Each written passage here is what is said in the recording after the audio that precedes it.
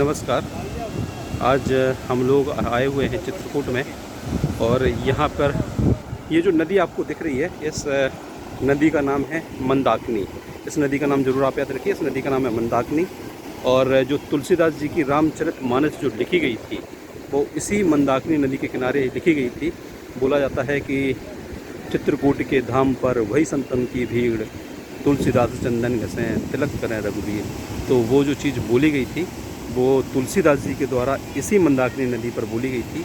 और ये मंदाकिनी नदी चित्रकूट से इलाहाबाद होते हुए गंगा नदी में मिल जाती है। तो ये काफ़ी बड़ी नदी है, आप देख रहे हैं, काफ़ी अच्छा पानी रहता है। और इसका जो उद्गम स्थल है वो यही जो अनसुईया माता का मंदिर आपको सामने दिख रहा होगा, ये विंध्याचल पर्वत है। इसी से इस नदी का उद्गम स्थल हुआ है। तो ये जो हम आज जहाँ पे हैं ये माता अनसुईया का मंदिर है और ये मंदाकिनी नदी का उद्गम स्थल है। तो हम इस चीज़ को दिखा रहे हैं और इसको थोड़ा सा आगे की ओर हम चल के अब पूरा विस्तार से जानेंगे। ये ऊपर जो पर्वत है ये विंध्याचल पर्वत है और इसके अगर ऊपर की ओर चलें तो एक छोटा सा आपको मंदिर मिलेगा। और वो मंदिर जो है वो ऋषि अत्रे और मंदाकिनी, ऋषि अत्रे और अनसुईया माता जो थी उनकी तपस्थली थी। और ये आप देखिए विंध्याचल पर्वत। विंध्याचल पर्वत की एक विशेषता है, अगर हिमालय को आप देखें तो उसमें मिट्टी ज़्यादा है और अगर इसको अगर आप देखें विंध्याचल पर्वत को तो उसमें पत्थर ज़्यादा है। तो ये देखिए पूरा का पूरा विंध्याचल पर्वत और इसी विंध्याचल पर्वत से मंदाकिनी नदी निकली हुई है। इसका नाम है भीमशिला महेंद्रांचल पर्वत। इसका नाम है महेंद्रांचल पर्वत, नीलगिरी के नाम से जाना जाता है। तो आप इसको देखिए। ये देखिए परमहंस आश्रम अनसुईया मंदिर है। माता अनसुईया जी के बारे में कहानी ऐसी है, ये जो सती अनसुईया थी ये ऋषि अत्रेय की पत्नी थी।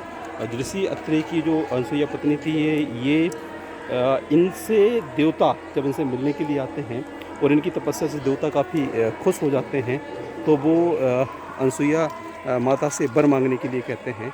तो अनसुईया माता वर के रूप में तीनों देवताओं को सम्मिलित करके एक पुत्र की कामना करती हैं कि जो तीनों देवता हैं उनका रूप किसी एक व्यक्ति में मिले। और इसकी वो कामना करती हैं। क्योंकि देवता उनसे काफ़ी प्रसन्न थे, उनकी तपस्या से प्रसन्न थे, इसलिए एक दत्तात्रेय नाम भगवान दत्तात्रेय का जन्म इनके यहाँ होता है। तो बोला जाता है ऋषियों के नाम भी उनके पुत्री है। हाँ, तो दत्तात्रेय जो हैं वो अंगिरा, अत्रि, वशिष्ठ, हाँ कुला। हाँ, तो ये जो आपको आगे दिख रहे हैं ये कुछ यहाँ पे कुल के उनके नाम लिखे हुए हैं।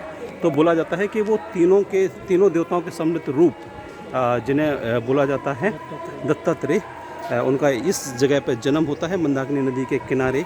और ये मंदाकिनी नदी का उद्गम स्थल चूँकि इसी जगह से है और न केवल उनका जन्म होता है, बोला जाता है भगवान परशुराम जिनको पूरे ब्रह्मांड में कहीं शांति नहीं मिल रही थी, उनके दिमाग को भी शांत करने का जो कार्य किया था वो भगवान दत्तात्रेय ने किया था। तो ये मंदाकिनी नदी है जो कि आपको दिख रही है सामने, ये चित्रकूट से होते हुए जाएगी और राम इसी पे नहाते थे। और बोला जाता है कि जहाँ पर राम घाट है वहाँ पे एक छोटी सी धारा और देखने को मिलती है। उस धारा का जो नाम है वो सरयू धारा उसको बोलते हैं। बोला जाता है कि भगवान राम के पीछे पीछे सरयू भी अयोध्या से यहाँ आ गई थी और मंदाकिनी से उनका मिलन होता है। तो ये ऋषि अत्रेय की पुत्री बोली गई हैं और ऋषि अत्रेय और अनसुईया की पुत्री है मंदाकिनी, जो कि यहाँ से जाती है और गंगा में मिल जाती है। और माता अनसुईया ने सीता जी को दिव्य वस्त्र दिए थे, जिन वस्त्रों की विशेषता ये थी कि ये वस्त्र पर डे नित्य नए हो जाते थे। जिनको खटकटा चोर नाम का एक चोर था, एक राक्षस था, वो चुरा के ले जा रहा था, जिनको लक्ष्मण जी बांध देते हैं। तो ये कहानी भी इस क्षेत्र से जुड़ी हुई है। तो इसके बाद गुप्त गोदावरी वाले क्षेत्र में भगवान राम का प्रवास हुआ था। तो ये जो क्षेत्र है ये अनसुईया आश्रम, अनसुईया जगह कहलाता है। उनकी तपस्थली उनकी जो तपस्थली है वो ऊपर की ओर है और ये जगह कहलाती है अनसुईया आश्रम। और इसका काफ़ी अधिक पौराणिक महत्व है। सबसे ज़्यादा महत्व है कि वो ये जो आपको नदी दिख रही है मंदाकिनी, इस नदी का उद्गम क्षेत्र यही है, यही अनसुईया आश्रम है।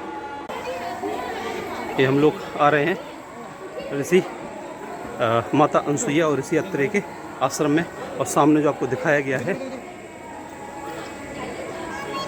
सामने आपको अर्जुन को दिखाया, श्री कृष्ण जी को दिखाया गया है जो कि अर्जुन को ज्ञान दे रहे हैं। और यहाँ पर भी सेम मूर्ति यहाँ पे दिखाई गई है। विंध्याचल पर्वत है, बहुत ही सुंदर ये है। तो ये आप देख लीजिए।